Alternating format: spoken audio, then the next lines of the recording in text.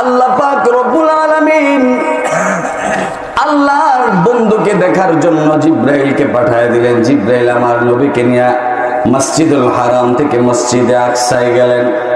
মসজিদে আকসায় যাইয়া এবার অন্য 1,00,000 মতান্তরে 2,24,000 নবী রাসূলরা ওই মসজিদে আকসায় হাজির। সবাই হাজির। আমার নবীকে দেখে সালাম দিলেন, আসসালাতু ওয়াসসালামু আলাইকা ইয়া রাসূলুল্লাহ, ইয়া ইমামুল মুরসালিন, ও খাতামুন নবিয়্যিন, আপনার অপেক্ষায় আমরা সবাই দাঁড়িয়ে আছি। আমার নবী ডাক দিয়া কয়, কেন তোমরা দাঁড়িয়ে আছো?